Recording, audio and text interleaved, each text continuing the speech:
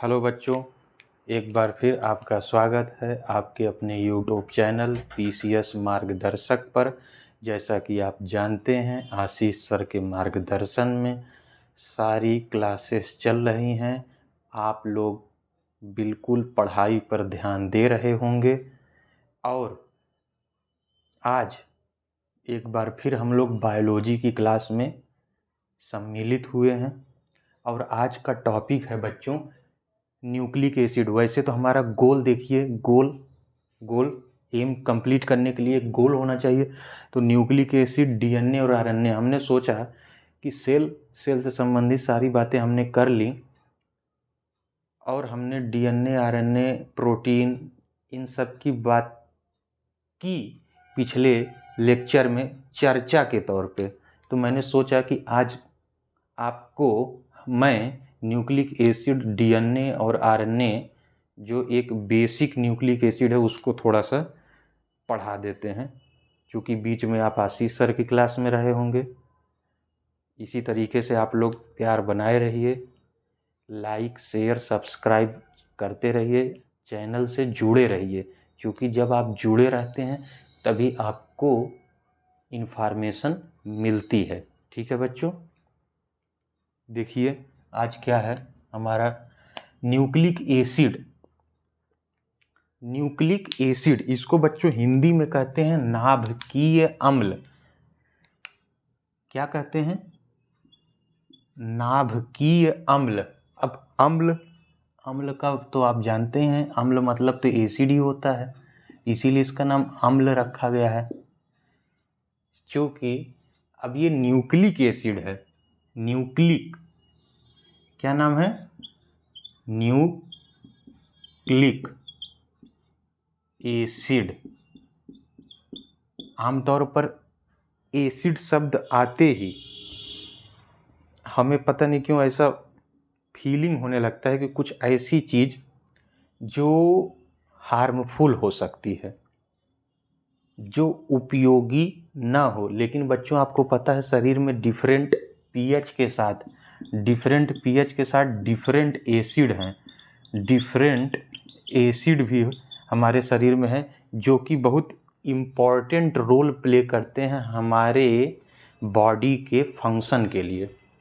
तो उनमें से सेल से संबंधित जो बात थी आज हम लोग को करनी है।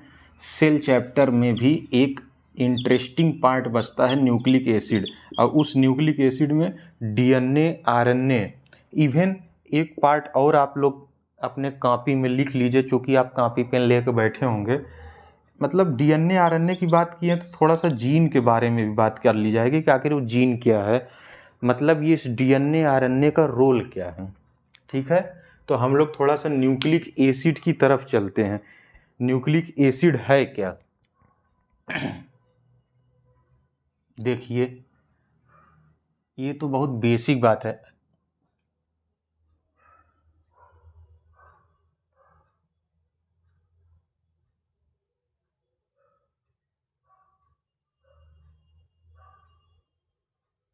अब आप लोग कुछ बात नोट कर सकते हैं। आप लोग चूँकि कॉपी पेन लेकर बैठे हैं इसलिए आप कुछ बात नोट करिए। वो बात क्या है कि पहली बात तो यह है कि न्यूक्लियस के अंदर जो एसिड होता है, न्यूक्लियस के अंदर या भीतर जो एसिड पाया जाता है उसी को न्यूक्लिक एसिड कहते हैं। इसमें तो कोई बड़ी बात है नहीं। न्यूक्लियस के अंदर या न्यूक्लियस के भीतर जो एसिड पाया जाता है उसको हम लोग न्यूक्लिक एसिड कहते हैं। इसकी डिस्कवरी किसने की थी? साइंटिस्ट, जो कि आप लोग को, वैज्ञानिक आप लोग के लिए बहुत इंपॉर्टेंट है, फ्रेडरिच। इनका क्या नाम था? फ्रेडरिच, या फ्रेडरिक भी कहते हैं, मिक्सचर, फ्रेडरिक मिसर भी कह सकते हैं, फ्रेडरिक मिसर।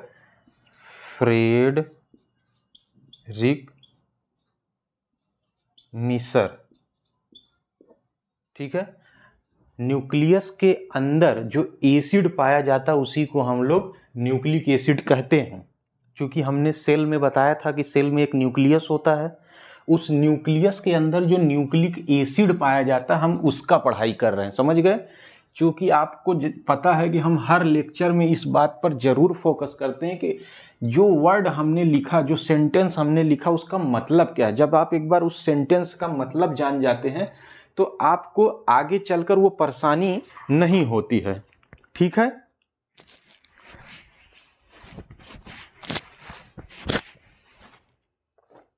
अब देखिए, अब न्यूक्लिक एसिड को फ्रेडरिक मिसर साहब ने इन्वेंट किया था, एक प्रकार से डिस्कवरी की थी।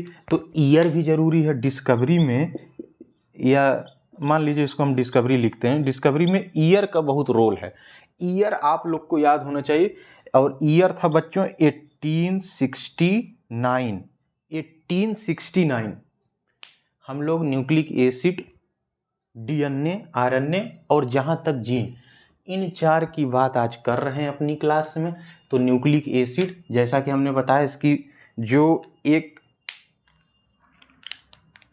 हिंदी है, जो हिंदी से ताल्लुकात रखते हैं उनके लिए जो उनकी एक हिंदी है न्यूक्लिक एसिड की, उसको कहते हैं नाभिकीय अम्ल, ठीक है। या हमने जो है न्यूक्लिक एसिड आपके सरलता के लिए, आपके सहजता के लिए हमने न्यूक्लिक एसिड यहाँ लिख भी दिया है।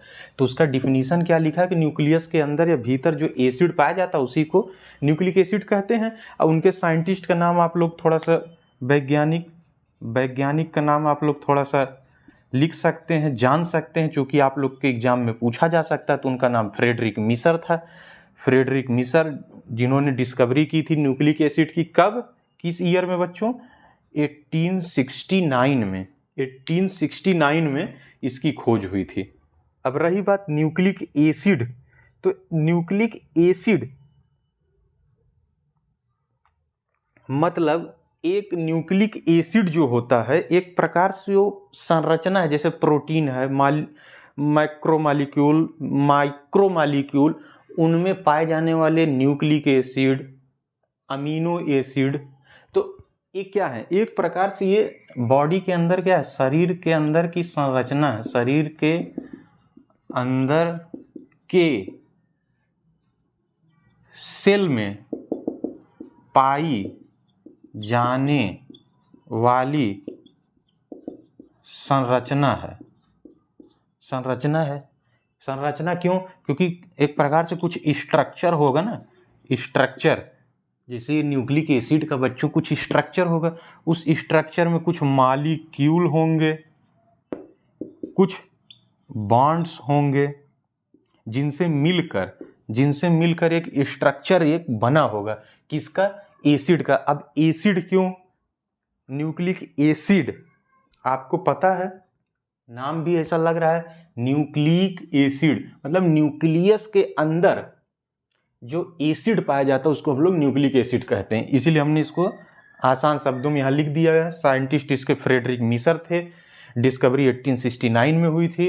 अब शरीर के अंदर डिफरेंट सेल हैं, सेल में पाई जाने वाली जो एक संरचना है न्यूक्लियस के तौर पे सेंटर पर, उस न्यूक्लियस के अंदर बच्चों जो न्यूक्लिक एसिड भरा होता है, जिस न्यूक्लिक एसिड में हमारे कई मॉलिक्यूल, एटम्स, मान लीजिए एटम मॉलिक्यूल के अंदर में जो चीजें पाई जाती हैं न्यूक्लिक एसिड के तौर पे, उन्हीं के बारे में हम आज पढ़ रहे हैं। ठीक है बच्चों, क्योंकि ये बहुत बेसिक बात है इसलिए हमने इसको थोड़ा सा कॉन्सेप्ट में रखा। अब ये न्यूक्लिक एसिड जो है बच्चों पॉलीन्यूक्लियोटाइड चेन से बनती है, पॉलीन्यूक्लियोटाइड चेन।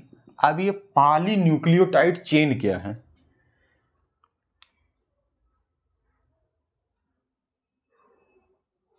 इसकी चर्चा हम जब डीएनए आरएनए पढ़ाएंगे तब। एक ये भी आप लोग नाम अपने कॉपी में लिख सकते हैं, पॉलीन्यूक्लियोटाइड चेन। तो इसका जो संबंध है वो डीएनए और आरएनए से है। क्योंकि अभी हम लोग न्यूक्लिक एसिड पढ़ रहे हैं, तो न्यूक्लिक एसिड में ही एक प्रकार से आप समझ लीजिए दो विभाग बटे हुए हैं जिनमें न्यूक्लिक एसिड डिवाइड है, एक है डीएनए और एक है आरएनए। तो अब हम लोग एक एक करके इन चीज़ों को पढ़ेंगे। आशा करते हैं कि आप लोग लिख लिए होंगे। हम लोग थोड़ा आगे बढ़ते हैं।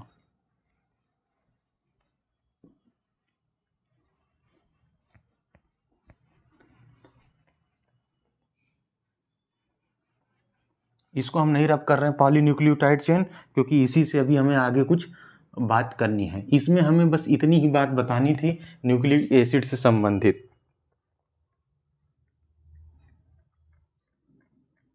अब न्यूक्लिक एसिड तो हो गया, तो न्यूक्लिक एसिड के कुछ पार्ट लिख लेते। तो वही न्यूक्लिक एसिड के पार्ट ही हैं बच्चों ये, एक प्रकार से ये दोनों।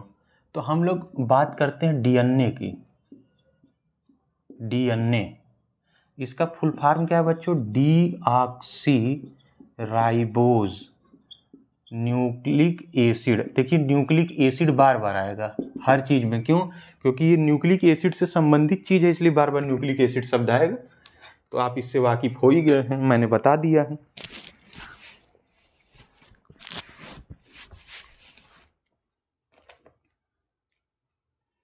अब देखिए डीएनए, अब इसमें एक चीज आप ध्यान दीजिए, ये डीऑक्सी लिखा है। डीऑक्सी मतलब क्या है? एक ऑक्सीजन मॉलिक्यूल रिड्यूस करके जो बॉन्ड बनता है उससे जो स्ट्रक्चर या संरचना प्राप्त होती है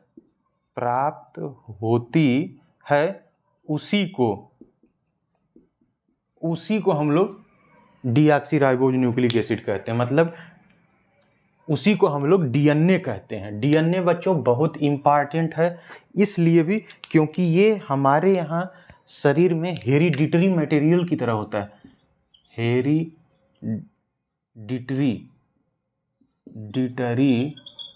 मटेरियल, हेरिडिटी से संबंधित है। हेरिडिटी मतलब आनुवांशिकता,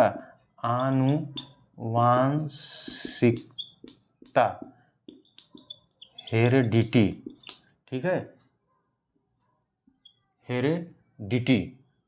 इसीलिए आनुवांशिक जो है, इसकी आगे हम चर्चा करेंगे क्या है। जीन से संबंधित बात है, जेनेटिक्स से मिलती जुलती बात है, लेकिन डीएनए हमारे यहाँ hereditary material. Deoxyribose nucleic acid आप समझ गए, मतलब ऑक्सीजन में एक मॉलिक्यूल की जब कमी होती है तो इसको हम कहते हैं डीऑक्सी। और ये राइबोज जो है बच्चों, ये तो शुगर है, शुगर फास्फेट की चेन होती है ना, शुगर फास्फेट की चेन होती है। उस बॉन्ड में शुगर फास्फेट की चेन होती है, जिससे एक ये संरचना बनती है डीएनए। आपको पता भी होगा, एक लॉन्ग थिन स्ट्रैंड होता है, लॉन्ग थिन स्ट्रैंड के रूप में मिलता है। स्ट्रैंड मतलब इस तरीके से बच्चों। अब इसमें बेस पेयर लगे होते हैं, ATGC इस तरीके के, ठीक है। अब डीएनए से संबंधित जो एक बात और आप लोग को पता होनी चाहिए, इतना आप लोग लिखिए, फिर हम बताते हैं इससे संबंधित बात क्या है।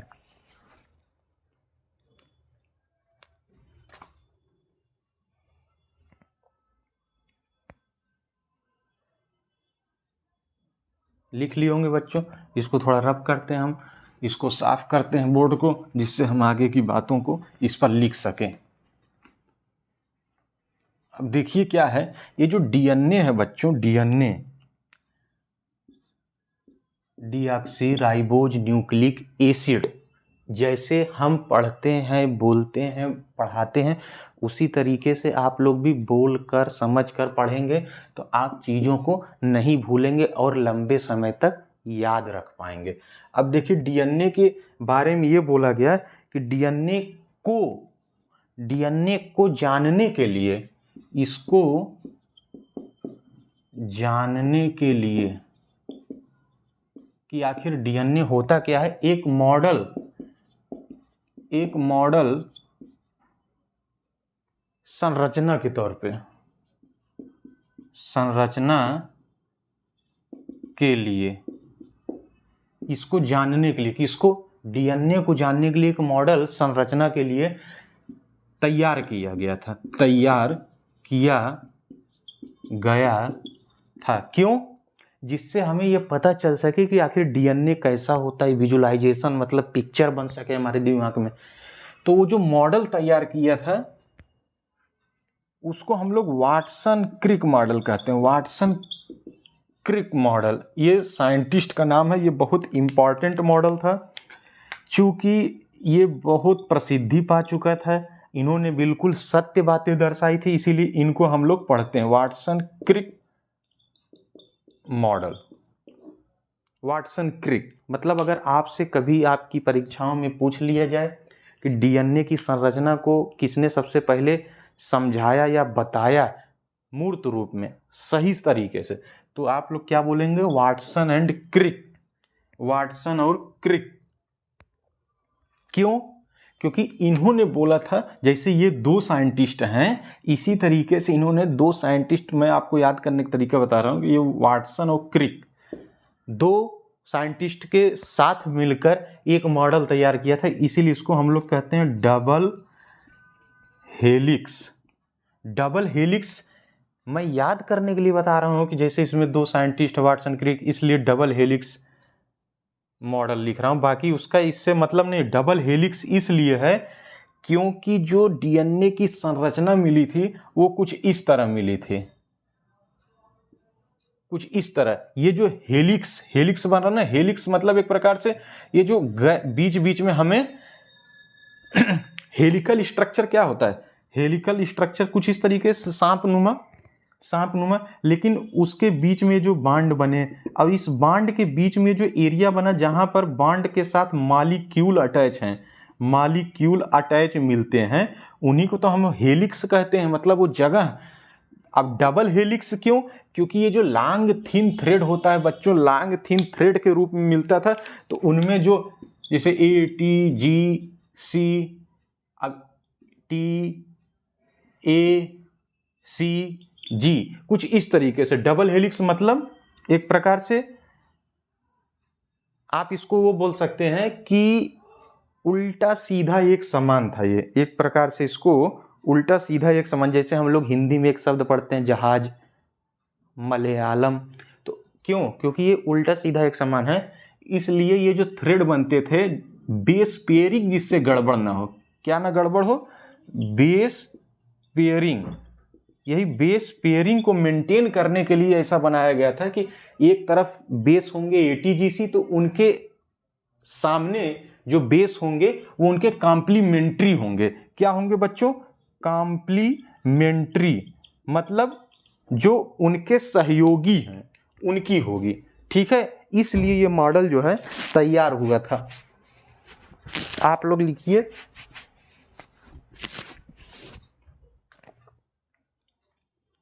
आप लोग इस बात को अपनी कॉपी में लिख रहे होंगे, जब आप लोग लिख लेंगे फिर हम आगे चलेंगे।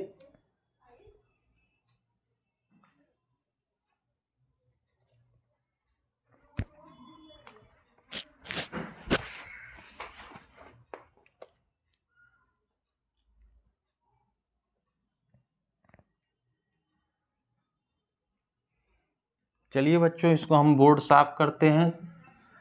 आगे की चीज़ों को समझने के लिए, लिखने के लिए आप लोग को भी हमारे साथ लिखते रहना है। अभी हमने कुछ चीज़ें देखी इसमें लिखी हुई हैं बोर्ड पर, उनको हमने नहीं मिटाया क्योंकि वो हमारे क्लास के लिए बहुत ज़रूरी है।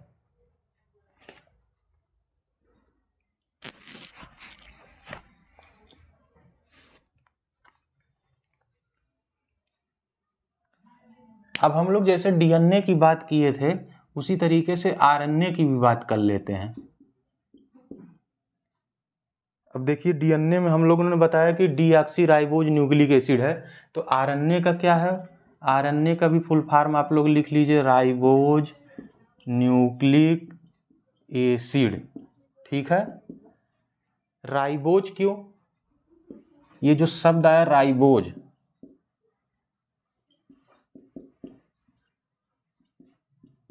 राइबोज, राइबोज आपको ऐसा नहीं लग रहा है कि जब हमने सेल पढ़ाया तो बोला हमने कि राइबोसोम, कुछ ऐसा मतलब पार्टिकल जिनकी बहुत ज़्यादा रिक्वायरमेंट है हमारे सेल को। ये राइबोज एक प्रकार से, जैसे हमने अभी डीएनए में बताया वही बात है, ये शुगर है, शुगर, क्योंकि ये पॉलीन्यूक्लियोटाइड चेन है ना। तो पॉलीन्यूक्लियोटाइड चेन का मतलब क्या है कि कई न्यूक्लिक एसिड आपस में मिलकर एक चेन का निर्माण किए हैं जिससे डीएनए और आरएनए की संरचना बनी है। तो ये जो पॉली मतलब तो आप जानते हैं मेनी मतलब बहु, ठीक है।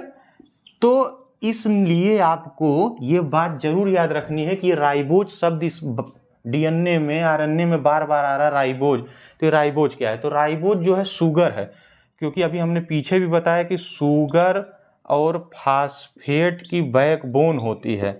क्या होती है, बैकबोन किसकी, डीएनए और आरएनए की संरचना में शुगर फास्फेट की बैकबोन होती है, इसलिए हमें ये राइबोज बहुत महत्वपूर्ण है।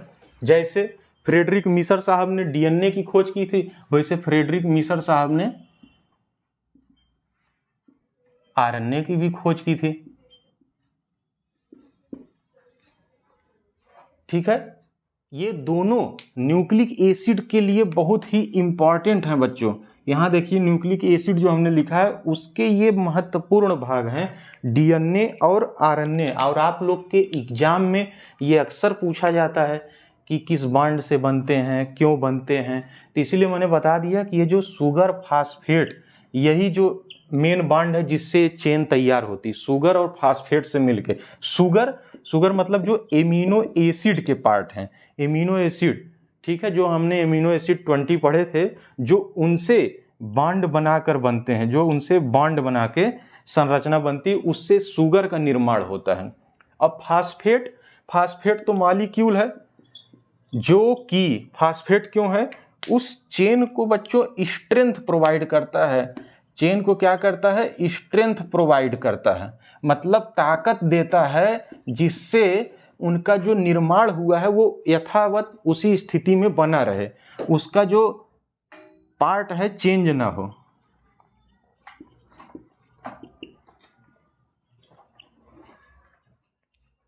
इसलिए हम लोग, अब देखिए, जब हमने डीएनए पढ़ा तो हमने एक बात ये बोली कि डीएनए जो है बच्चों डबल हेलिक्स है, लेकिन यहाँ अब वहाँ क्या था, डी से डीएनए था, डी से डीऑक्सीराइबोस था, इसलिए डी से डबल स्ट्रैंडेड थे, ठीक है, या डबल हेलिक्स था, क्योंकि यहाँ कुछ ऐसा है नहीं। तो आरएनए बच्चों क्या है, ये सिंगल स्ट्रैंडेड है, सिंगल स्ट्रैंडेड, ठीक है, मतलब एक धागे से मिलकर ये बना हुआ है बस। जो भी इसमें कॉम्प्लेक्स होते हैं, जो बेसिस होते हैं ATGC, जिसको हमने बात की थी, एडेनिन, थाइमिन, ग्वानिन, साइटोसिन, उनके सह कंप्लीमेंट्री भाग नहीं होते। इसीलिए बच्चों आरएनए जो होता है ये बहुत रिएक्टिव होता है नेचर में। क्या होता है, रिएक्टिव, क्यों, क्योंकि बॉन्ड जब इसके बने नहीं है तो बॉन्ड न बनने के नाते ये बहुत रिएक्टिव होता है नेचर में, ये किसी से भी रिएक्शन कर लेता है। लेकिन डीएनए बहुत बॉन्ड से जुड़ा हुआ है, इसलिए वो स्टेबल होता है। डीएनए क्या होता है, डीएनए स्टेबल होता है। यहाँ एक पार्ट आप लिख लीजिए, डीएनए जो होता है वो स्टेबल होता है, लेकिन आरएनए जो होता है वो रिएक्टिव होता है। अब देखिए, आर से आरएनए, आर से रिएक्टिव, और डी से डीएनए, और ये स्टेबल होता है बच्चों। इसी स्टेबिलिटी के वजह से इसको हम लोग हेरिडिटरी मटेरियल कहते हैं, हेरिडिटरी मटेरियल। क्यों, क्योंकि इसके पास जो भी आप इंफॉर्मेशन देंगे, जो भी चीजें बताएंगे, इसको ये संरक्षित करके रखता है। और संरक्षित करने का मतलब क्या है कि इसको आगे की जनरेशन में ट्रांसफर करता है। इसीलिए जो जीन शब्द आया है बच्चों, ये जीन शब्द ही बच्चों जनरेशन से आया है। किससे आया है, जनरेशन। देखिए जनरेशन, जनरेशन में स्टार्टिंग के जो 4 वर्ड हैं वो क्या है? जीन, जीन ही तो है, GENE, जीन, जीन से जनरेशन बनता है ना। तो जीन, जितनी अच्छी जीन उतना अच्छा जनरेशन, जितनी अच्छी जीन उतना अच्छा जनरेशन, ठीक है। इसीलिए जीन में परिवर्तन अकाट्य है। अगर एक बार भी वेरिएशन उसमें होता है तो वो उस वेरिएशन को लेकर आगे फिर स्टेबिलिटी क्रिएट करता है। लेकिन जीन जेनेटिक मटेरियल रखता है, जेनेटिक मटेरियल। अब जेनेटिक मटेरियल में क्या होता है? यही न्यूक्लिक एसिड बच्चों, यही न्यूक्लिक एसिड और उसके DNA और RNA, DNA का पार्ट ज़्यादा होता है, यही मेन है। यही जीन से ट्रांसफर होता है एक प्रकार से। जीन का क्या मतलब है? जीन तो एक प्रकार से वो अनुवांशिक लक्षण, सिम्पटम एक प्रकार से आप कह सकते हैं, जो एक दूसरे में, जैसे हम अपने पिता से या पूर्वजों से कितने मिलते हैं, वो बताने का जो एक रूल है जीन से आया है। ठीक है बच्चों।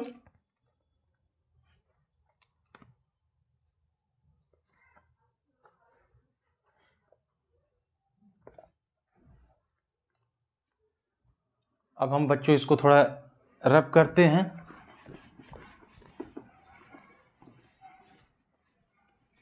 अब देखिए, हमने DNA को समझा, हमने न्यूक्लिक एसिड को समझा, हमने RNA को भी समझा।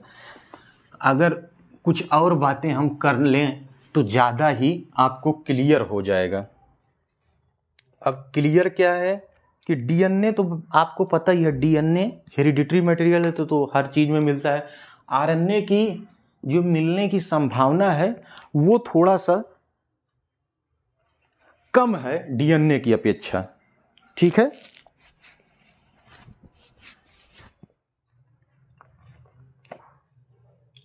मैं बहुत बेसिक बात कर रहा हूं, बहुत ज़्यादा कोई ऐसी बातें नहीं बोलना चाहता हूं जिनसे आपके एग्ज़ाम की कोई संबंध नहीं है, जिनसे आपका एग्ज़ाम का कोई लेना देना नहीं है। क्योंकि हम लोग का विभाग मेडिकल विभाग है, मेडिकल विभाग से हैं हम, तो वो थोड़ा अलग मामला है। लेकिन मुझे बस ये बताना है आपको कि जो आपके एग्ज़ाम में क्वेश्चंस आते हैं उनसे संबंधित कोई भी टॉपिक आपका छूटना नहीं चाहिए बायोलॉजी में, क्योंकि ये मेरा विभाग है।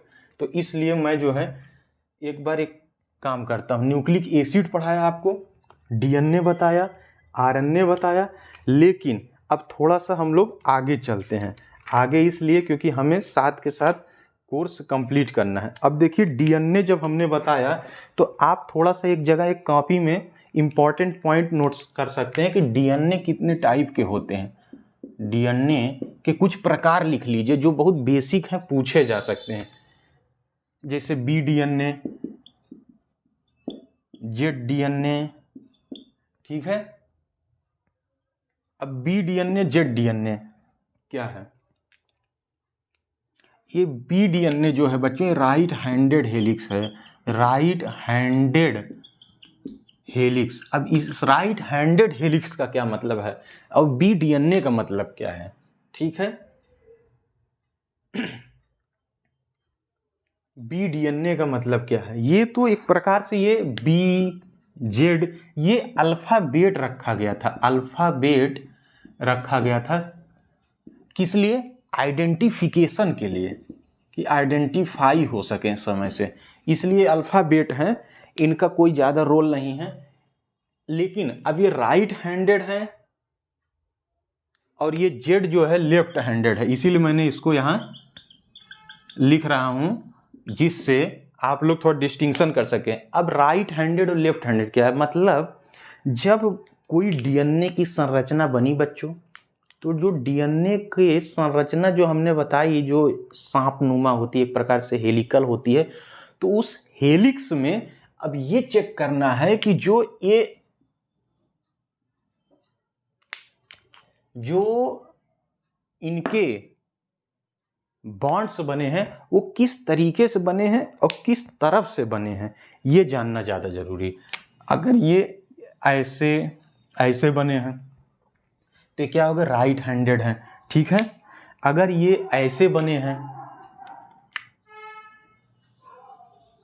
तो ये लेफ्ट हैंडेड है। अब आप देखिए, आपको ऐसा नहीं लग रहा है कि ये राइट हैंडेड है, क्योंकि ये एक तो मान लीजिए बेस है, बेसिक कह लीजिए, लेकिन बेसिक का ये जो कॉम्प्लीमेंट्री है, कॉम्प्लीमेंट्री अगर ये राइट साइड से आया है, कॉम्प्लीमेंट्री में जो बेसिस होते हैं जैसे वही ATGC, ठीक है, यही आपको बेसिस मिलते हैं ATGC, adenine, thymine, guanine, cytosine.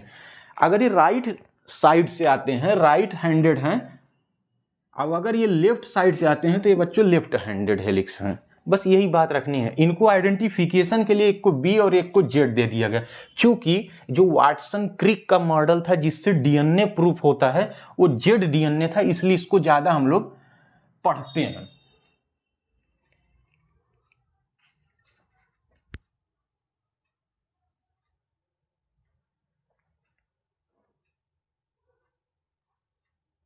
ठीक है, इस बात को आप लोग समझ रहे होंगे।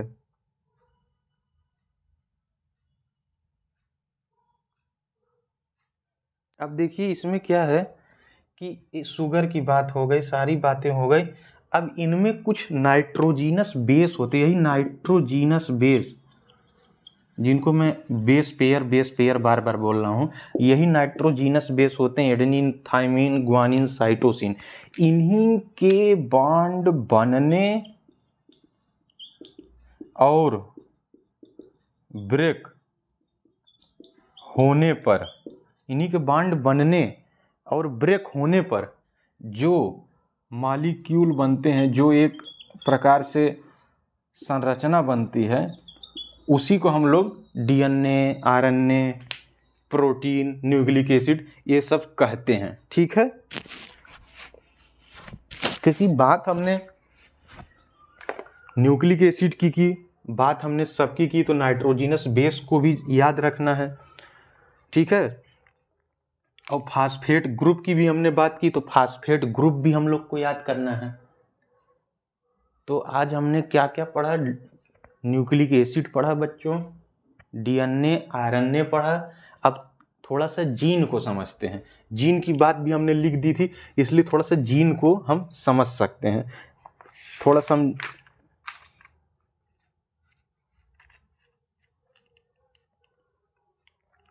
अच्छा, अब अगर जीन से पहले एक बात, ये जो ATGC लिखे हैं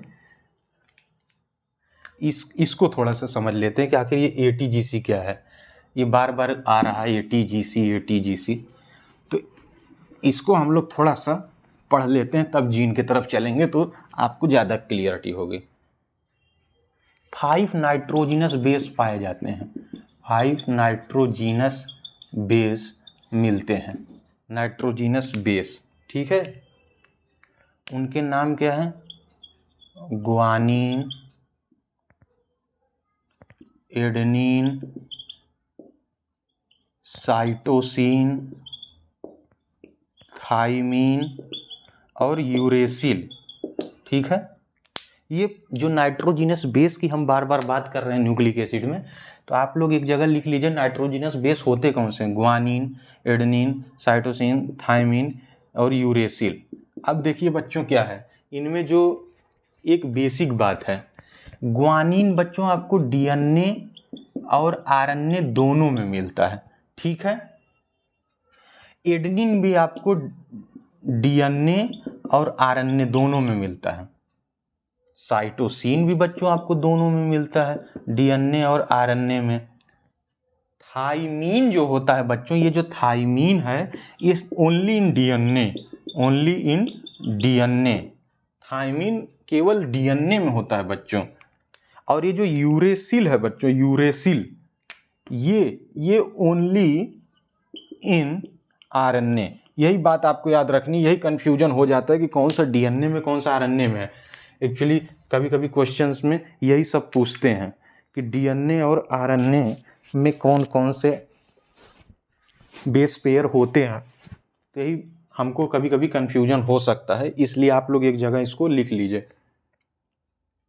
अब इनसे रिलेटेड एक बात है कि नाइट्रोजनस बेस में एक बहुत महत्वपूर्ण बात होती है, आपने सुना होगा प्यूरीन और पायरीमिडीन। प्यूरीन और पायरीमिडीन क्या है? प्यूरीन बच्चों ये जो है ये होता है प्यूरिन बच्चों डबल स्ट्रैंडेड है, डबल स्ट्रैंडेड। पायरीमिडीन जो है ये सिंगल स्ट्रैंडेड है, सिंगल स्ट्रैंडेड है।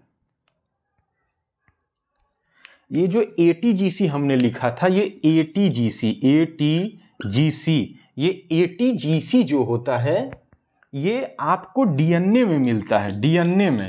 चूंकि DNA में थाइमीन नहीं होता है, उसके जगह दूसरा बेस पेयर होता है, सॉरी RNA में। DNA में तो आपको ATGC है, ठीक है, एडेनिन थाइमीन ग्वानिन साइटोसिन। लेकिन RNA में आपको थाइमीन की जगह यूरेसिल मिलता है, बाकी और चीजें सही रहती हैं। यूरेसिल एक नया, क्योंकि RNA में थाइमीन की जगह यूरेसिल आ जाता है, क्योंकि थाइमीन नहीं होता है। इसीलिए कभी कभी हम लोग DNA को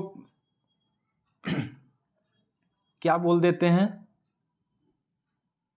या RNA को, कि ये तो मान लीजिए कंप्लीट बेस पेयर है, कंप्लीट बेस पेयर है, ये सब में मिलता है, सब में पाया जाता है, इसीलिए ये हेरिडिटरी मटेरियल है, क्योंकि ये सब में एक समान है। लेकिन ये RNA में बच्चों जो है इसमें कुछ चेंजेज हैं, वही थाइमीन की जगह यूरेसिल आ जाता है।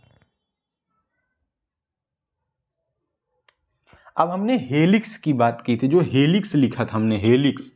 अब वो हेलिक्स का बच्चों एक बहुत रोल है डायमीटर में। मतलब ये तो क्लियर होना चाहिए ना कि जो संरचना बनी उस सेल के अकॉर्डिंग बने, कहीं बॉडी से बाहर ना हो जाए, इसलिए हेलिक्स के कुछ डायमीटर हैं।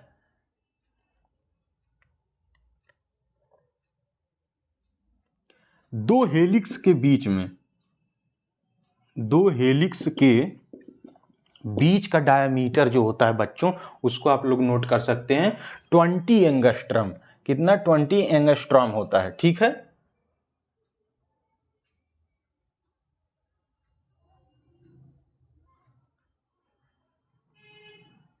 दो हेलिक्स के बीच का डायमीटर 20 एंगस्ट्रॉम होता है।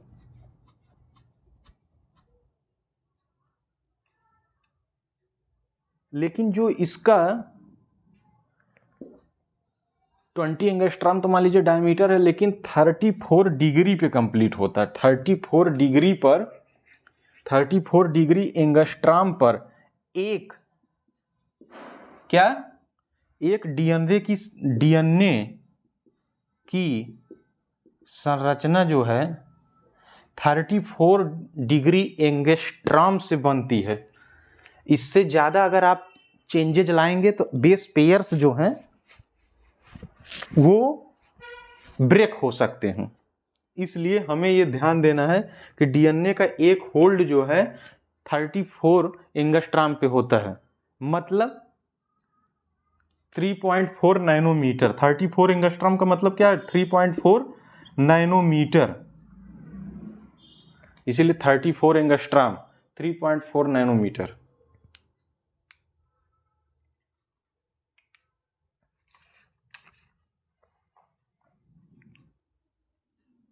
और डीएनए जो बार बार हमने कहा कि डीएनए स्टेबल होता है, स्टेबिलिटी का मतलब इससे है कि इसमें डीएनए में पहली बात तो हिस्टोन प्रोटीन की भी हमने बात की थी, तो हिस्टोन प्रोटीन डीएनए में मिलता है।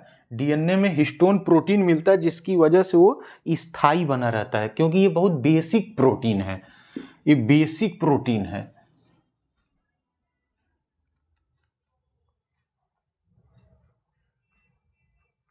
ठीक है बच्चों,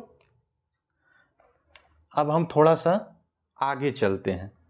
आशा करते हैं आप लोग नोट कर लिए होंगे।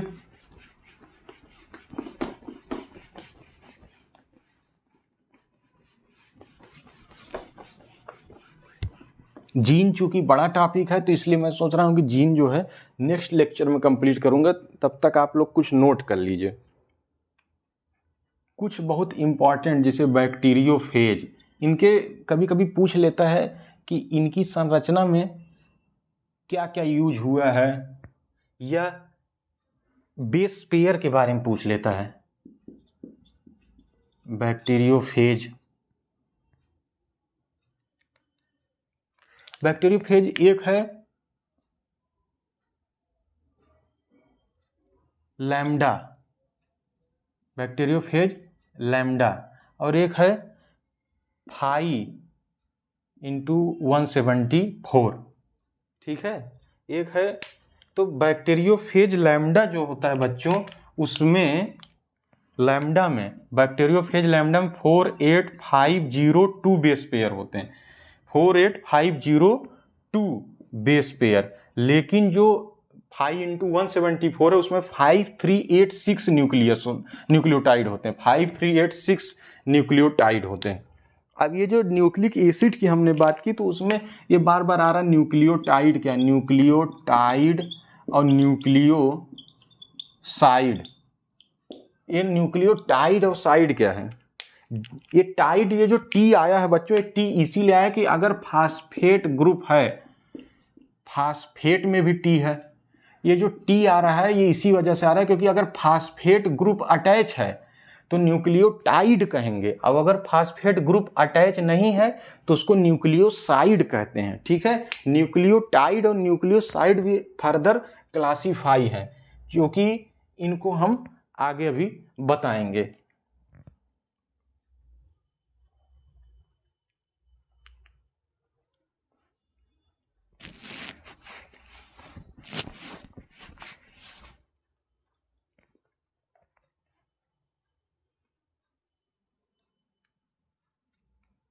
जीन के बारे में थोड़ा सा अब लिख दिए थे तो जीन भी हम समझ सकते हैं। जीन तो वही है बच्चों जो हम बताना चाह रहे हैं। जीन वही जेनेटिक मटेरियल जो एक दूसरे से जनरेशन में पास होती है, मतलब पिता से हम में, हमसे हमारे आगे वाली जनरेशन में, सब में जो एक मटेरियल पास होता है, जो एक जीन पास होती है, वही है जीन। इसको हम लोग हिंदी में जीन कह सकते हैं। ये बहुत ही इम्पॉर्टेंट है क्योंकि इसको हम जेनेटिक्स से भी ले सकते हैं कि जीन शब्द जेनेटिक्स से आया है, इसको हम जनरेशन से भी ले सकते हैं। इसके बारे में हम जो है विस्तार से चर्चा आगे करेंगे। अब आगे हम लोग क्या चर्चा करेंगे? जीन के बारे में जो विस्तार से चर्चा करेंगे कि ये जीन या जेनेटिक्स होता क्या है। जेनेटिक्स तो मान लीजिए एक बायोलॉजी की ब्रांच है जिसमें हम लोग जीन, आरएनए, डीएनए, प्रोटीन, इन सब की बात करते हैं। एक प्रकार से मॉलिक्यूलर बेसिस का ये पार्ट है, मतलब मॉलिक्यूल्स, जब हम लोग सेल पढ़े, सेल के अंदर के जो मॉलिक्यूल है, जब हम उनके बारे में पढ़ना चाहते हैं तो हम बेसिस पढ़ते हैं ना, कि किस बेसिस पे वो सेल बना है, उस सेल के अंदर के जो मटेरियल हैं वो किस बेसिस पर हैं। डीएनए में अगर हैं तो क्यों है, आरएनए में है तो क्यों है। तो उस लिए हमें जीन जो है, जीन जेनेटिक्स का पार्ट है, लेकिन फिर भी जीन शब्द आ गया था तो मैं जीन को थोड़ा सा डिफाइन कर देता हूं। इसके बारे में थोड़ा सा आप लिखिए कि डीएनए का वह छोटा खंड जिसमें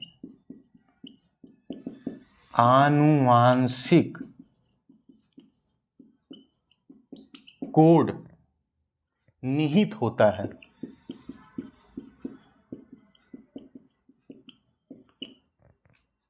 वह जीन कहलाता है, वह जीन कहलाता है।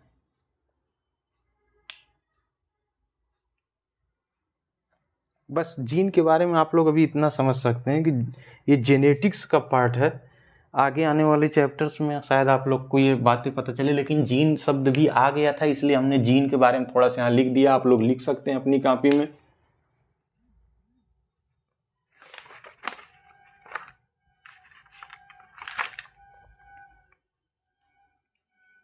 क्रोमोजोम से संबंधित हमने बात की ही थी पिछले लेक्चर में।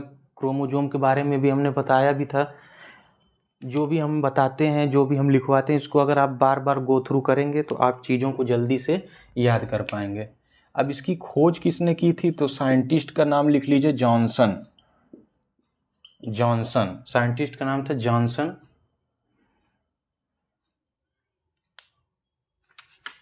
अब अगर क्रोमोजोम के बारे में आप थोड़ा सा भूल गए हो तो हमने बताया था कि क्रोमोजोम की खोज पुरकिंजे ने की थी। अब क्रोमोजोम के बारे में मैंने बताया था XX है तो फीमेल है, XY है तो मेल है। अब इनसे क्रोमोजोम से होने वाली एबनॉर्मेलिटी भी हमने बताई थी कि एक मेंडेलियन डिसऑर्डर है, एक क्रोमोजोमल डिसऑर्डर है। मेंडेलियन डिसऑर्डर जेनेटिक्स है और क्रोमोजोमल डिसऑर्डर जो है वो क्रोमोजोम के परिवर्तन से आती है या बेस पेयर के अप एंड डाउन से आती है। इसके बारे में तो बहुत ज़्यादा हमें चर्चा करनी नहीं क्योंकि हमने बता भी दिया था। अगर आप चाहें तो एक जगह लिख सकते हैं कि किसमें कितने क्रोमोजोम पाए जाते हैं। अब ह्यूमन का तो आप जानते हैं, ह्यूमन में 46 क्रोमोजोम, 23 पेयर। बंदर में जो एक प्रकार से हम कहते हैं कि हमारे पूर्वज हैं, जबकि ये तो आम भाषा में आदमी कहता है कि बंदर हमारे पूर्वज है, लेकिन स्पेसिफिकली अगर साइंस की दृष्टि से देखें तो चिंपैंजी हमारे ज़्यादा क्लोज हैं। अब डॉग में भी देख लेते हैं, डॉग में 78, डॉग में कितना होता है 78। इसी तरीके से कैट में देख लेते हैं और फ्रॉग में देख लेते हैं, कैट और फ्रॉग, ठीक है। कैट में 38 और मेढक में 26। ये कुछ वैल्यू है, आप लोग इसको याद कर सकते हैं। इनसे आपको एक बहुत इम्पॉर्टेंट है, अगर साइंस के बेसिस में देखा जाए जेनेटिक्स में ज़्यादातर उसको पूछते हैं, या हो सकता है आपके एग्जाम में पूछ लें। ड्रोसोफिला एक जेनेटिक का बहुत बेसिक है ऑर्गेनिज्म, मक्खी है, एक प्रकार से मक्खी है, लेकिन उसका नाम है ड्रोसोफिला मेलानोगास्टर। तो उसमें जो है 8 क्रोमोजोम पाए जाते हैं। ये कुछ बातें थी। अब सबसे ज़्यादा जो क्रोमोजोम है वो ओफियोग्लासम फर्न, एक प्रकार से ये जब मैं प्लांट के ग्रुप्स पढ़ाऊंगा तो उसमें आएगा टेरिडोफाइटा, ब्रायोफाइटा। तो टेरिडोफाइटा में फर्न पाए जाते हैं, तो उस फर्न में जो है एक फर्न है उसका नाम है ओफियोग्लासम, उसमें सबसे ज़्यादा क्रोमोजोम पाए जाते हैं, ठीक है।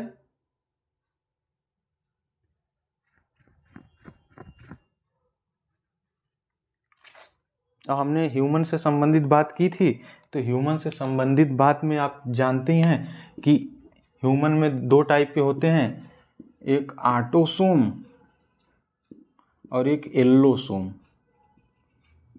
क्या 2 टाइप के होते हैं बच्चों? ये जो ऑटोसोम और एल्लोसोम है, ये क्या चीज़ है, ये क्या दर्शाते हैं? ये क्रोमोसोम, ये भाई सोम शब्द आ गया तो क्रोमोसोम ही होगा ना। तो ऑटोसोम मतलब, ऑटो मतलब सेम, एक प्रकार से सेम भी कह सकते हैं, एक प्रकार से सेल्फ भी कह सकते हैं। लेकिन एल्लो मतलब होता है डिफरेंट, विभिन्न या भिन्नता। तो ऑटोसोम और एल्लोसोम मतलब, ऑटोसोम का मतलब जैसे 22 पेयर हमारे यहाँ कॉमन है दोनों में, वही जो लास्ट का एक पेयर है वही एल्लोसोम है। लास्ट का जो एक पेयर है, क्योंकि 23 पेयर पाए जाते हैं ना, तो 22 पेयर तो ह्यूमन बीइंग्स में वो भी मेल फीमेल